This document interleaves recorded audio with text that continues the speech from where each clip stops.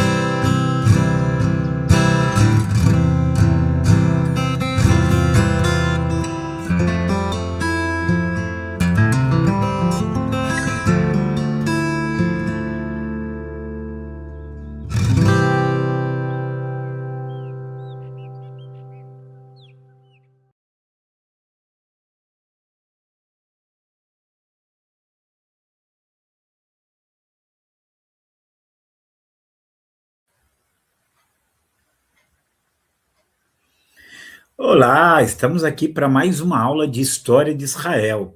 Como eu digo, é uma das partes da história mais importantes, principalmente para nós que amamos a palavra, nós que valorizamos a palavra, nós que procuramos entender o plano e o projeto de Deus.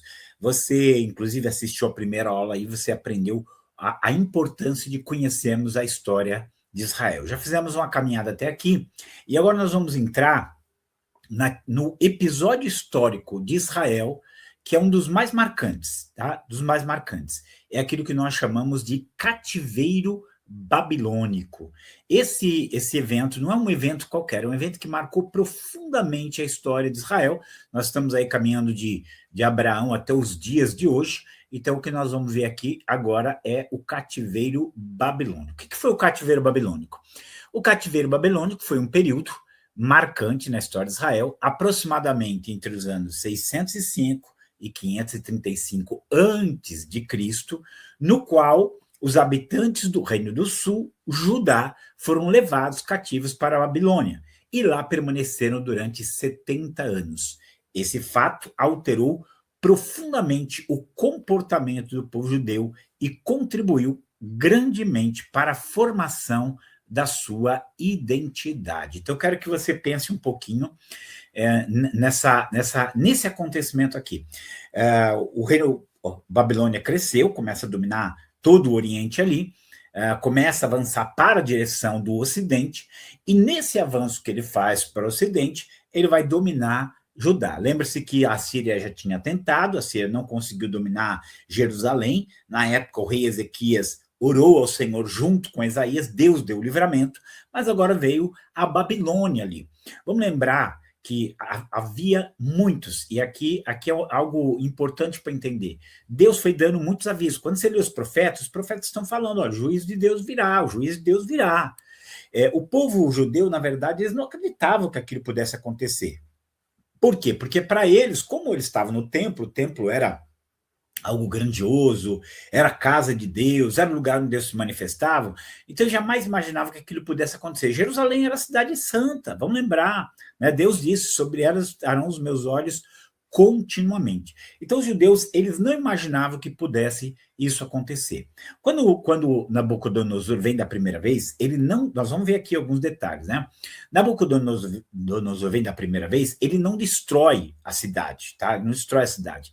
Ele apenas domina, eles têm que pagar, né, um imposto, e ele coloca alguma pessoa, ele coloca que a gente chama assim, né, um rei fantoche, né? Ele controlava esse rei. E aí, até para você prestar atenção para Jeremias. Jeremias vai ser uma figura central aqui, porque Jeremias começa a dizer, olha, o que aconteceu com vocês, de ver o rei da Babilônia aqui, de impor esse jugo, esse domínio sobre vocês, Deus é que mandou acontecer isso, Deus foi que mandou fazer isso, por causa da iniquidade de vocês. Então, se sujeitem ao rei da Babilônia. Mas, ao mesmo tempo, você tinha pessoas que vinham dizer, não, nós temos que lutar contra a Babilônia porque Deus é conosco e Deus vai nos dar vitória, nós vamos vencer a Babilônia. Vinha Jeremias, não, Deus está mandando você se sujeitar. Qual é a mensagem que você preferiria? É óbvio, o povo viu Jeremias como um traidor, que estava do lado dos babilônios, e por isso ele é trancafiado no calabouço. Tem um momento que ele é colocado, inclusive, numa cisterna, ele fica ali numa condição que ele teria morrido se alguém não tivesse ajudado ali Jeremias. Mas Jeremias estava dando a palavra do Senhor. Mas eles preferiam uma palavra que fosse de acordo com o coração deles. Então, Nabucodonosor veio, tirou uma parte do povo de lá, inclusive, como nós vamos ver, alguns nobres, ele leva alguns nobres ali, e esses nobres são levados para a Babilônia para educá-los. Então, aqui era uma forma de domínio, ou seja, aquelas pessoas que seriam mais qualificadas, que poderiam amanhã fazer uma rebelião, que poderiam amanhã realizar algo errado, essas pessoas elas foram tiradas dali. Nós vamos ver que houve 3 momentos em que pessoas são tiradas ali de Judá e são levadas para a Babilônia. Então, esse exílio que eles estão indo foi muito marcado. Jeremias, inclusive, ele dá o tempo em que eles ficariam cativos da Babilônia. Eles iam servir a Nabucodonosor ao seu filho e ao filho do seu filho. Então, essa foi a palavra de Jeremias ali. Ou, em outros momentos, ele fala: vocês serão cativos na Babilônia por 70 anos. Então, essa foi a palavra, e essa palavra ela vai se cumprir ali ao pé da letra, tá? Aqui nós temos, ó, os momentos em que Jerusalém é invadida e pessoas são levadas cativas. Então, esses 3 momentos são momentos distintos aqui. Você tem a primeira invasão, que acontece em 605, quando o rei Eliaquim ele é levado para a Babilônia, e que provavelmente também Daniel e seus amigos são levados para a Babilônia, a capital do império. E dinheiro do templo ali foi conquistado, porque essas conquistas, o que eles queriam era dinheiro mesmo, né? Então tá aí, essa foi a primeira invasão que ocorre. Mas um pouquinho de tempo depois, agora no ano de 597, antes de Cristo, você vai ter uma segunda invasão, quando o rei Jeoaquim é levado para a Babilônia, a elite do reino de Judá é conduzida, ou você pega outros aqui, e provavelmente o profeta Ezequiel ele vai para o cativeiro nessa ocasião. Então, você está vendo que há esse deslocamento aqui.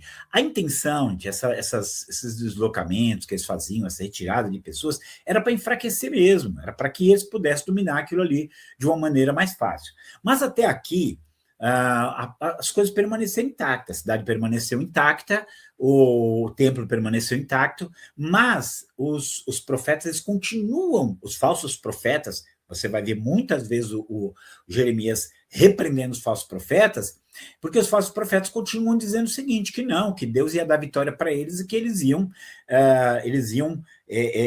vencer Babilônia, mas aquilo era falso. Capítulo 29 de Jeremias, ele vai falar muito sobre esses falsos profetas, sobre os falsos sonhos. Eu gosto de um momento, acho muito lindo esse momento, em que Jeremias vem, dá o recado para o rei, para que todo mundo se sujeite ao rei da Babilônia. Ele coloca, inclusive, um jugo, né? Coloca uma canga assim, de madeira sobre o pescoço dele e vai lá: olha, Deus quer que vocês se sujeitem ao rei da Babilônia. Aí vem um profeta, esse profeta vem, quebra aquele jugo e diz: ó, o Senhor está quebrando o jugo da Babilônia. Eu falei: então tá bom, você está dizendo que o Senhor está falando, ele vai saindo. Quando ele vai saindo, Deus fala: vai lá, coloca agora um jugo de ferro e fala para eles: vocês quebraram o jugo de madeira, mas eu colocarei jugo de ferro sobre vocês. Então era a palavra, era a vontade de Deus, Deus situando eles onde eles estavam, mas eles não queriam aquilo, eles queriam profetas segundo o seu próprio coração, né? Segundo o seu próprio sentimento. É óbvio que ninguém quer ficar preso em lugar nenhum. Bom, essa foi a situação. Jeremias ele vai ser tido como perseguidor, né? E eles vão se rebelar contra o rei da Babilônia. Aí é que a coisa vai ficar ruim.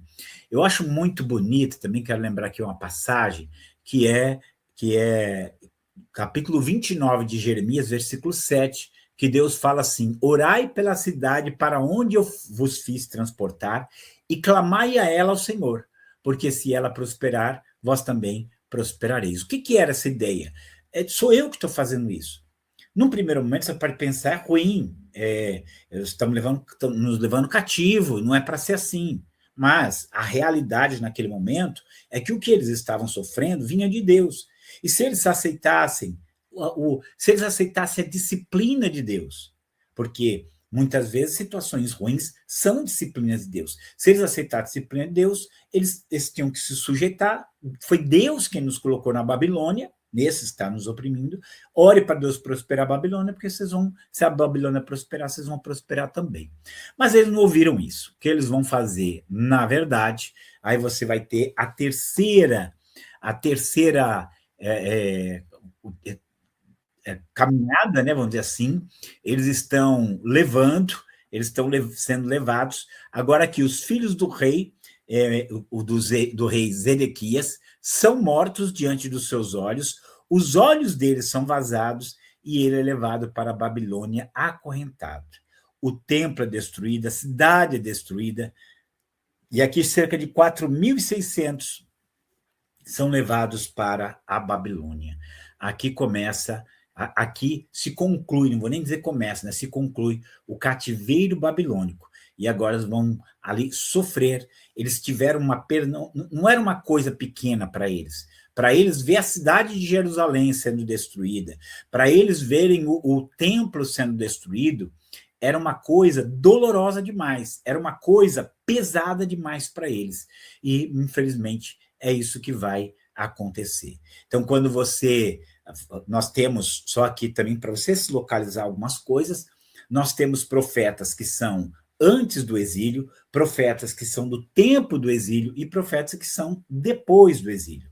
No caso do Jeremias, ele pega um pouco antes e um pouco depois do exílio. No caso do Ezequiel, ele está lá no exílio. No caso de Daniel, também está lá no exílio. Então, essas pessoas, esses profetas estão ali, né, naquele lugar. Mas eu acho assim maravilhoso sobre Jeremias, porque a palavra de Jeremias era a verdade, era Deus falando ali. Então, quando os babilônios invadem a Jerusalém, para destruir Jerusalém, para destruir o templo, o capitão da guarda, que era o Nebuzaradão, ele manda tirar Jeremias do cativeiro e fala assim para Jeremias: Jeremias, o rei da Babilônia está mandando um recado para você. Se você quiser ir para a Babilônia e ficar lá com a gente, nós vamos te sustentar. Se você quiser ir para o Egito com o povo, você pode ficar lá. Mas se você quiser ficar aqui na terra também, ninguém vai fazer mal para você, que nós vamos cuidar de você. Ou seja, a fama de Jeremias naquele período era muito grande. Assim, o impacto dele era muito grande porque ele tinha ali a palavra do Senhor. Mas eles vão para a Babilônia, já tem vários lá, e agora Jerusalém está destruída, o templo está destruído, e vai haver uma necessidade muito grande que uma restauração aconteça. E aí vamos aqui, o fato histórico em si. Olha lá o que aconteceu a partir dos anos 607, através de Nabopolassar, que era o pai de Nabucodonosor.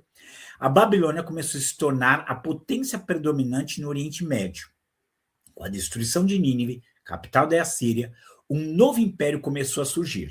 Nabucodonosor continuaria as conquistas de seu pai, dominando a área que abrangia diversas nações. Nabucodonosor fez seu primeiro ataque em Jerusalém em 605. É provável que tenha sido nessa ocasião que Daniel e seus amigos foram levados para a Babilônia.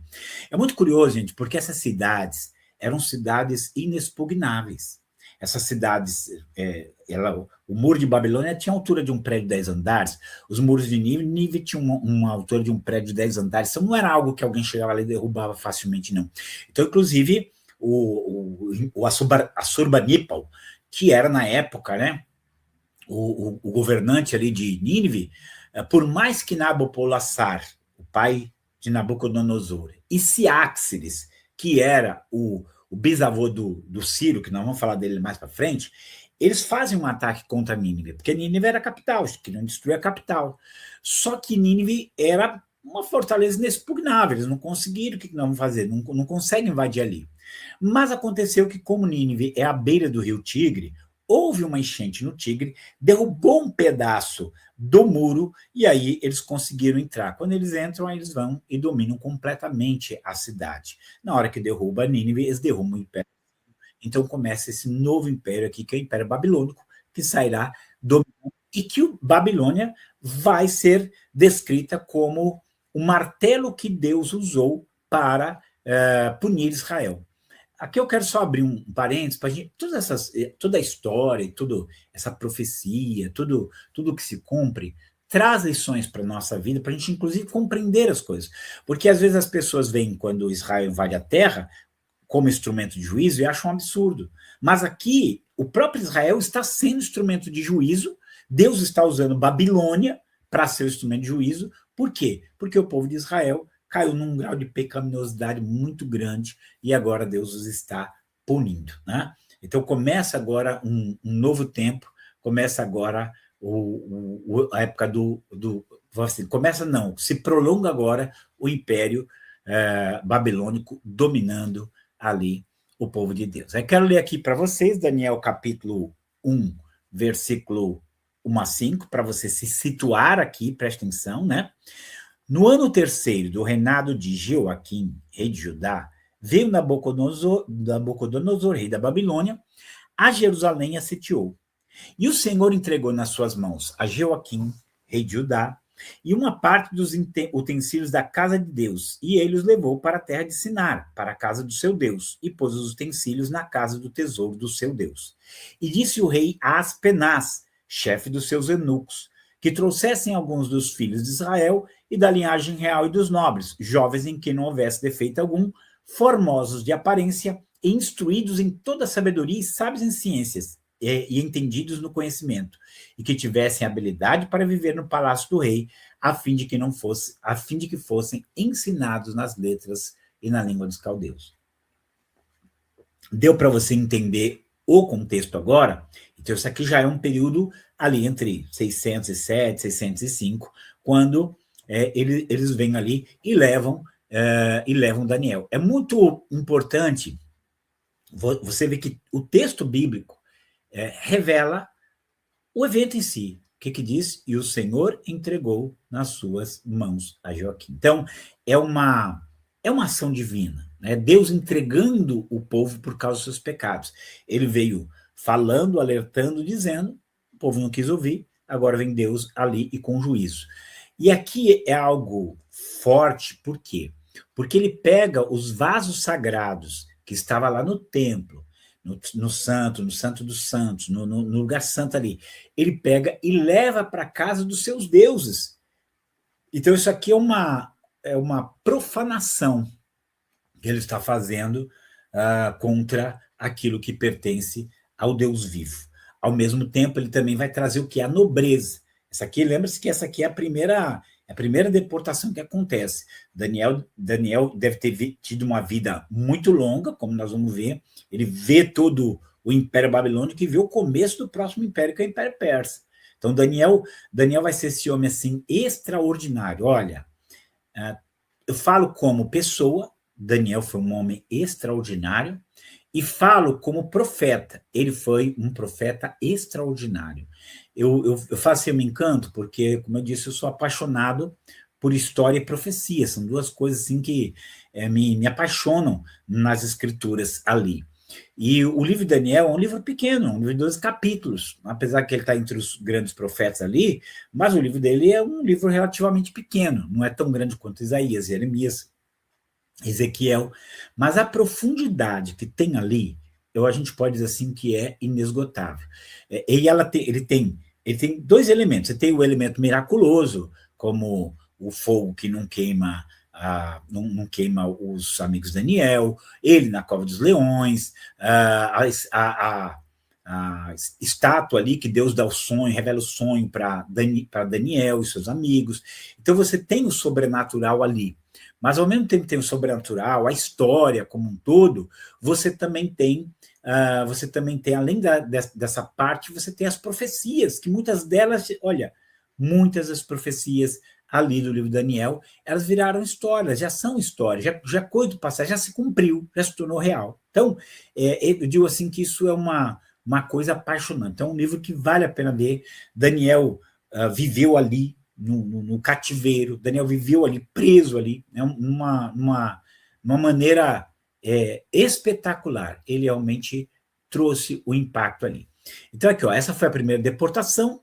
Nabucodonosor, posteriormente, deixou em Jerusalém um governante fantoche, que era o Zedequias, e embora o profeta Jeremias exortasse ao povo para que se sujeitasse, para que ele se sujeitasse ao domínio babilônico, falsos profetas contestava essa mensagem. E, por causa disso, Jeremias foi lançado em um poço. Zedequias se rebelou contra a Babilônia e o seu custo foi alto. Então, o que você tem aí?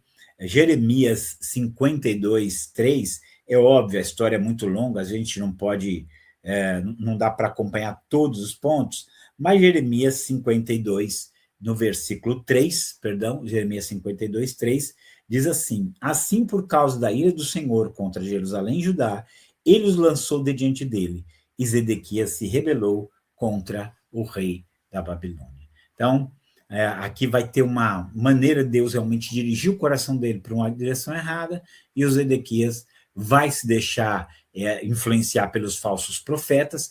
No fundo, a gente olha assim, e o Zedequias, ele sabia que ele estava errado, né? Ele sabia, ele entendia que ele estava errado, tanto que tem um momento que ele manda tirar o Jeremias da prisão, e ele fala assim, há alguma palavra de Deus para mim?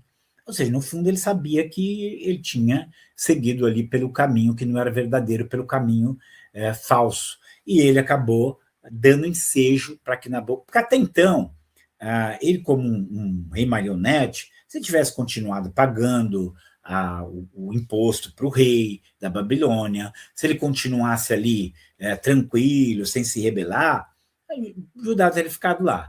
Mas você tinha os falsos profetas incitando a fazer coisas que não deviam. Qual foi o resultado disso? O resultado disso foi que Nabucodonosor vem e destrói. A gente assim não tem ideia disso, né? Mas para eles assim foi um golpe muito forte. A queda de Jerusalém aqui em 586 foi um golpe muito forte, destruição do templo. Eles não acreditavam que pudesse isso acontecer, mas de fato aconteceu. Então vamos só ler sobre a queda de Jerusalém e a destruição do templo. Jerusalém foi destruída no ano 586, o templo foi reduzido a cinzas e os judeus foram feitos cativos.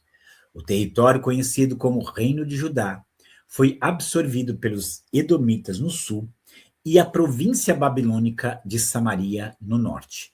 Demolida e desolada, Jerusalém se converteu em objeto de zombaria das nações. Entre outros lugares, esse episódio está narrado no capítulo 52 do livro do profeta Jeremias. A destruição do templo foi um duro golpe para o povo judeu. O templo era visto como uma morada de Deus e eles jamais poderiam imaginar que ele pudesse ser destruído. Olha aqui a tragédia aqui, mas eu queria assim chamar uma atenção num ponto, porque os edomitas, eles se aproveitam da situação, né? Eles se aliam, se sujeitam de uma maneira mais branda aos babilônios e conseguem ganhar o direito de dominar ali o território de Judá. É muito curioso, e aí eu quero chamar para você a atenção para a profecia de Obadias. Obadias, aquele pequeno profeta, que é o menor livro do Antigo Testamento, um capítulo só, Obadias.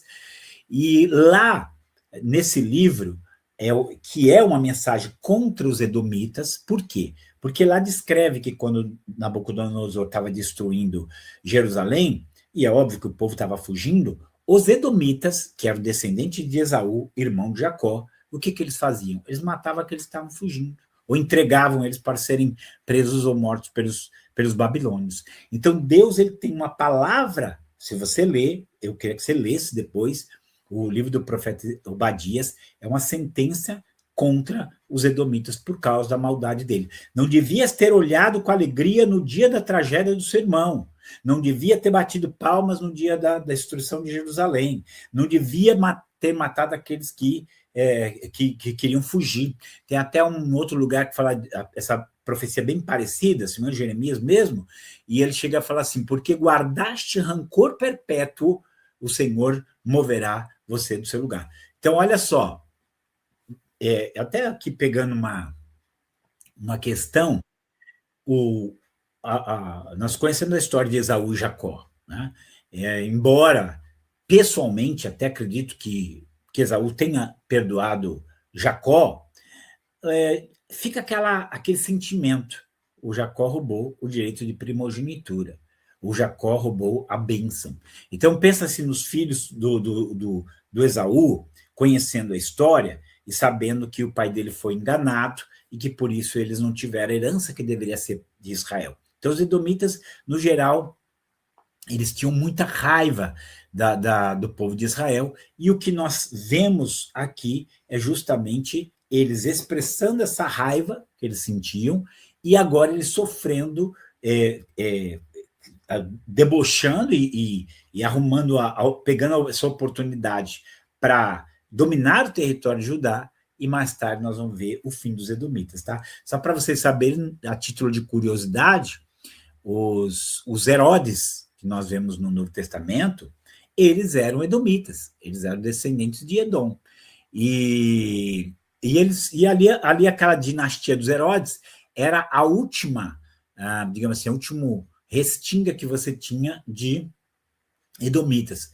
E quando morre, inclusive a gente tem no capítulo 12 de Atos, que o Agripa morre ferido de um anjo, não um anjo fere ele, ele morre comido de bicho.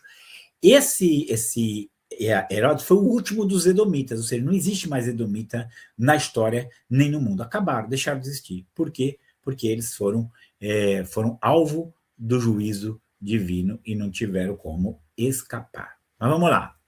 O profeta Jeremias foi criticado e perseguido por exortar ao povo que se sujeitasse ao rei da Babilônia. A supremacia de Nabucodonosor era de Deus e só restava ajudar a sujeitar-se ao seu jugo e obedecer. Então, é óbvio que ninguém gostaria de ficar preso a uma outra potência, uma outra nação, né? Mas aquilo tudo foi falar, Deus falou muitas vezes, isso aí sou eu, isso aí sou eu. Isso é o que estou fazendo. Era juízo divino sobre eles, e o que eles tinham que fazer? Eles tinham que aceitar o juízo divino e procurar viver da melhor maneira possível dentro daquele juízo divino, né? E ele, inclusive, profetizou, olha aqui, preste atenção, ele profetizou o tempo da duração do cativeiro. E toda essa terra virá a ser um deserto e um espanto, e essas nações servirão o rei da Babilônia por 70 anos. Jeremias 25:11. Porque assim diz o Senhor, certamente que passados 70 anos na Babilônia, vos visitarei e cumprirei sobre vós a minha boa palavra, tornando-vos a trazer para este lugar. Jeremias 29:10. Esses são os 70 anos identificados por Jeremias em suas leituras das Escrituras. Tá? Olha que coisa tremenda. Quando você lê capítulo 9 de Daniel, ele diz assim, eu entendi pelos livros do profeta Jeremias que o cativeiro de Israel ia durar 70 anos. Então ele leu, ele entendeu isso. E quando você lê o capítulo 9, Daniel está orando, intercedendo por Israel. Vai acontecer um milagre, vamos deixar para a aula mais para frente para dar detalhes. Deus ouviu a oração, Deus cumpriu a palavra, e eles voltaram para a sua terra, e eles foram lá para a sua terra. Então, isso vai se cumprir. É muito maravilhoso a gente ver como todas as coisas, elas têm uma conexão precisa. Elas têm uma conexão, assim, perfeita. O povo pecou, Deus ficou anos enviando os profetas para alertá-los que se eles não se arrependessem, o juízo viria sobre eles. Eles não se arrependeram, o juízo veio através de Nabucodonosor. Deus ainda usou o profeta Jeremias para dizer para eles, olha, vocês têm que permanecer no Senhor, vocês têm que permanecer sob o jugo do rei da Babilônia, que sou eu que estou mandando. E aí você tem, olha, a gente prestar atenção aqui uma coisa, tinha a palavra verdadeira e você tinha a palavra desses falsos profetas, que era contrária àquela que Jeremias tinha falado. Eles tinham duas palavras. Quais as que eles queriam captar? Quais aqueles absorveram? Foram absorver as falsas profecias. Como resultado, o que veio? Agora eles são levados cativos, a sua terra ficará deserta.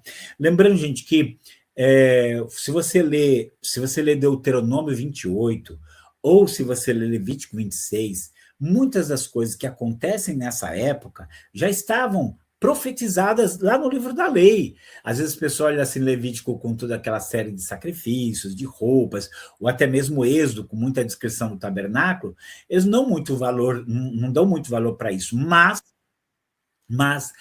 é nesses livros que a aliança de Deus é feita, que as promessas de Deus são dadas, que as advertências de Deus são dadas. Os profetas simplesmente estavam repetindo aquelas advertências que já estão lá atrás no livro da lei. Então, aqui o juízo virá, e o juízo virá para eles na forma desse cativeiro. Várias vezes é mostrado, foi Deus, era Deus quem estava falando, era Deus quem estava fazendo, era Deus que estava operando. Então, estava lá. Eles foram retirados da sua terra e eles foram levados para a Babilônia, tá? E aí a gente tem que levar em consideração, é maravilhoso, eu acho que não tem como você estudar a Bíblia, você ver todas essas conexões acontecendo e você não ficar maravilhado, porque a profecia bíblica é um dos elementos que traz para nós assim uma certeza de que nós estamos lidando, né? Nós estamos lidando com a palavra de Deus, né? com a revelação de Deus. Então, olha aqui, porque, como eu disse para vocês, é um texto levítico. Levítico é um livro, às vezes, difícil por causa das descrições de sacrifícios e cerimônias e rituais, mas lá também tem muita coisa interessante. Olha aqui, ó. Além do aspecto profético do fato, também se deve levar a conexão entre os anos de cativeiro e o descanso da terra. Na lei havia um mandamento sobre o uso da terra. Como é que era esse mandamento? Quando tiveres entrado na terra que eu vos dou, então a terra guardará um sábado ao Senhor.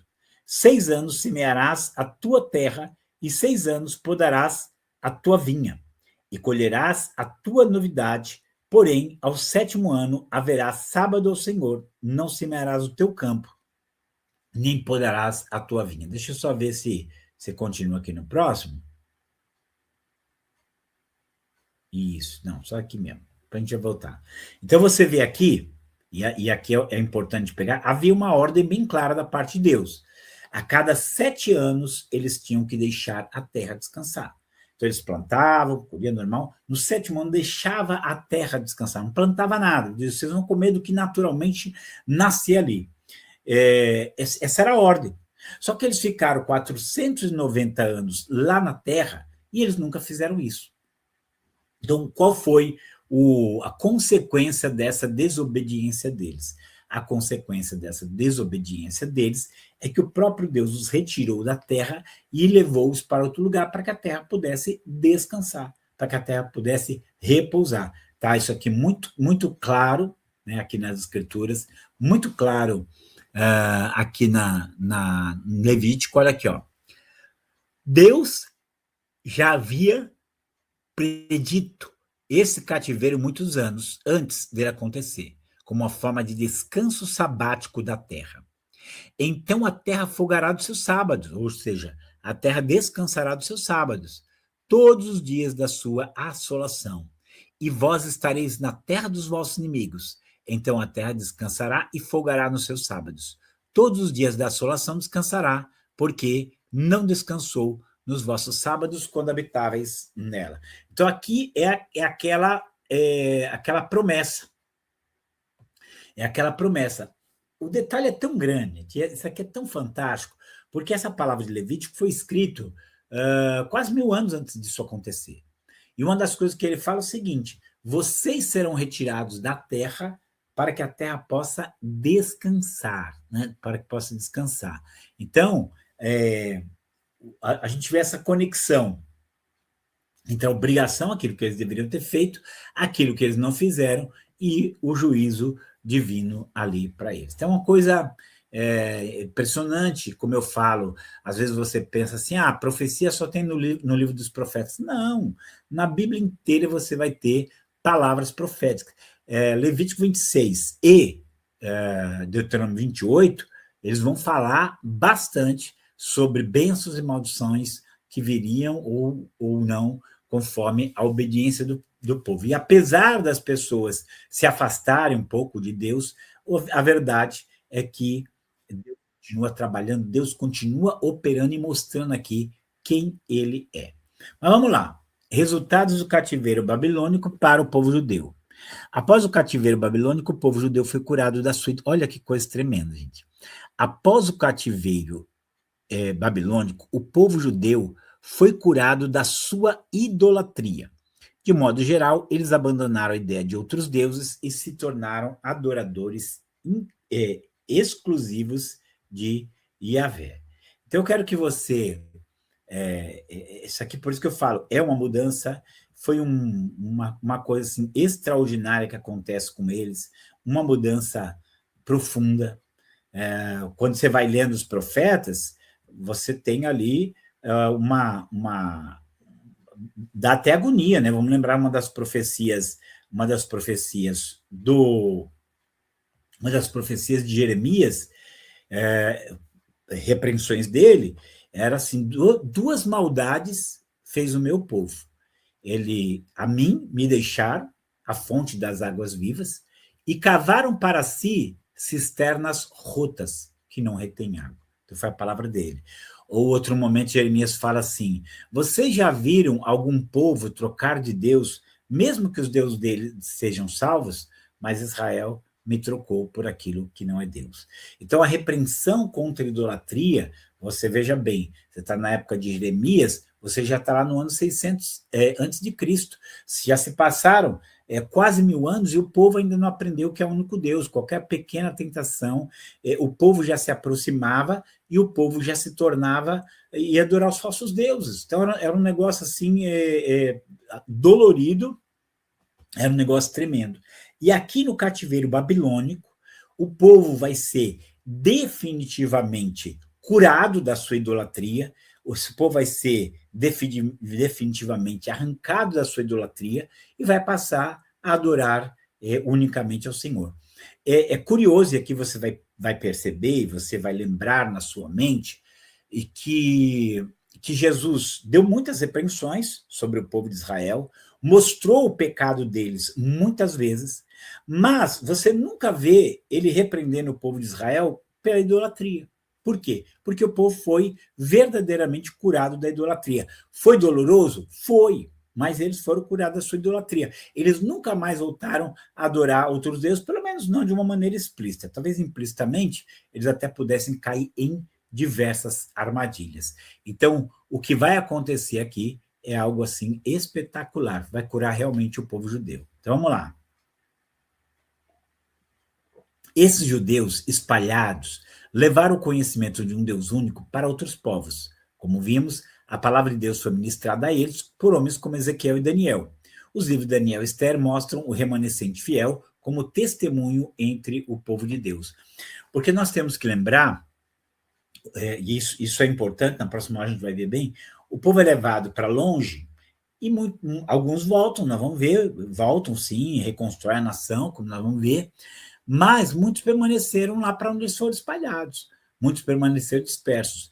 Mas onde eles foram dispersos, eles vão e levam a fé em um único Deus. Né? Eles vão lá e levam a fé nesse único Deus. E, ao mesmo tempo, eles mesmos começam a se apegar, começam a entender o seu papel histórico. O grande problema de Israel foi não entender a sua identidade, não entender quem eles eram. E agora, depois de tudo que eles sofreram, depois de toda profecias que haviam sido dadas e que eles não prestaram atenção, Deus falando contra o tempo, Deus apontando o pecado deles. Então, tudo isso era para que as pessoas vissem e, de repente, crescem. Não fizeram isso, não creram nisso. Não acreditaram nisso. Agora eles estão vindo, estão no exílio, a sua cidade santa estava destruída, Jerusalém estava destruída, o templo que eles deram tanto valor estava destruído, então eles olham tudo aquilo assim e percebem que aquilo foi por causa do estilo de vida que eles viveram. Você sabe que o Ezequias foi um bom rei, mas o Ezequias tem um filho que é o Manassés, e depois o Manassés tem um filho que chama Amon. Manassés foi muito perverso, muito inimigo de Deus, foi assim, algo assim terrível. A gente olha a narrativa, meu Deus, por que Manassés caiu nesse pecado? Daí você tem o filho dele, que era o Amon, que não foi tão idólatra, porque o Manassés, até queimar o filho no fogo, ele ia sacrificar o filho no fogo, ele sacrificou, gente. Então não era uma coisa pequena, não, era uma rebelião forte, ele consultou bruxos, né, feiticeiros, então ele foi um homem assim excessivamente maligno. Ele podia até ter as grandezas dele, mas ele era excessivamente maligno. Então, quando Deus emite a palavra de juízo, ele vai dizer, esse julgamento que está aqui é por causa do Manassés, por causa do seu pecado. Eu acho também assim, e quero fazer uma menção, que quando Depois de Manassés vem o Amon, mas depois de Amon vem o Josias. E o Josias, quando ele vai reinar, ele tem 8 anos. Com 16 anos, ele começa a fazer uma restauração espiritual em Israel. E essa restauração espiritual que ele faz em Israel vai, digamos assim, adiar o juízo, tá? Não acabou com o juízo, mas adiou o juízo. Adiou o juízo. E eles vão ficar, e como dizia a profecia, né? Como dizia a profecia, eles ficaram nessa situação de cativeiro durante 70 anos. E depois disso é que nós vamos ter a restauração, e aí nós vamos ver Neemias, Esdras, Esther, Ageu, Zacarias, Malaquias, que é esse período depois do cativeiro. E o povo está voltando ali depois do cativeiro e está voltando com um novo coração. O povo está voltando assim com uma mentalidade bem mais obediente e com uma consciência de que só há um Deus, né? E que esse é o Deus deles e que esse Deus tem que ser adorado, vai ser adorado, merece ser adorado. Então eles adquirem essa consciência que eles não possuíam antes, tá? Que eles não possuíam antes. E como eu já dei para vocês, pequeno spoiler, né? Lá na frente nós teremos a libertação, o povo voltando para a sua terra, quando inúmeras promessas de Deus elas vão se cumprindo. E aí queria dar uma lida com você, só para nós fazermos aqui esse pequeno resumo, entendendo tudo como aconteceu. O cativeiro babilônico foi uma dura disciplina do Senhor sobre Israel. Era uma disciplina já prevista desde os tempos de Moisés, nós vimos lá, Levítico 26, Deuteronômio 28, né? E que foi responsável pela transformação do povo judeu. Então, é justamente esse cativeiro. Pensa assim, né? Eles sofreram muito lá no cativeiro, estava longe da sua terra, estava em outro lugar, e a saudade que ele não tinha. Aí eu quero só ler aqui para você o sentimento deles, embora seja um salmo forte, tá? Eu não vou nem ler assim com todos os detalhes para você, mas eu acho muito importante você entender o contexto que eles estão vivendo aqui no Salmo 137, né? Olha só aqui, ó, junto aos rios da Babilônia, então estão descrevendo esse período que eles estavam lá, ali nos assentamos e choramos, quando nos lembramos de Sião. Então, lembra, Sião é o nome de Jerusalém. Sobre os salgueiros que há no meio delas, penduramos as nossas harpas. Pois lá aqueles que nos levaram cativos nos pediram uma canção, e os que nos destruíram que os alegrássemos, dizendo: cantai-nos uma canção de Sião. Como cantaremos a canção do Senhor em terra estranha? Se eu me esquecer de ti, ó Jerusalém, esqueça-se a minha direita da sua destreza. Se não me lembrar de ti, apegue-se minha língua ao meu paladar. Se não preferir Jerusalém, a minha maior alegria. Então esse é o contexto deles. Eles estavam lá como cativos, queriam que eles cantassem, queriam que eles louvassem, queriam que eles dançassem, mas eles não tinham... essa angústia foi forte. Quando você estiver lendo os profetas, e você vai ter muitos momentos em que eles se levantam, em que eles falam forte contra o pecado de Israel, a idolatria de Israel, com palavras assim muito duras que vai acontecer, e realmente foi muito duro o que aconteceu. Eles, a partir de então, eles vão voltar, conforme promessa do Senhor também vão voltar, mas eles voltam completamente transformados, voltam como se fossem um outro povo.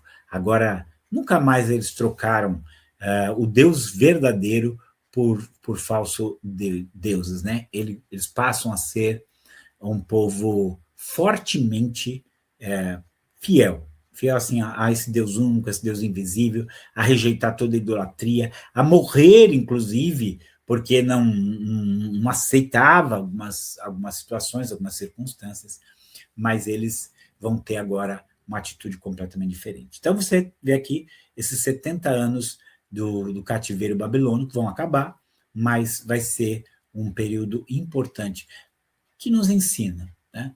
Eu penso que nós passamos por coisas muito fortes, às vezes, na nossa vida cristã, aqueles momentos em que você pergunta, onde está Deus?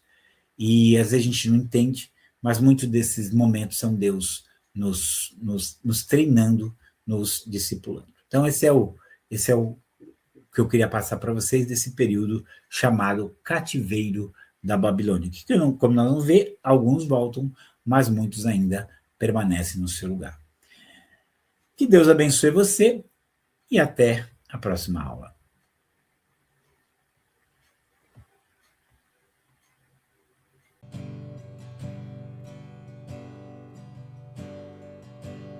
Precioso Jesus, aos teus pés aqui estou.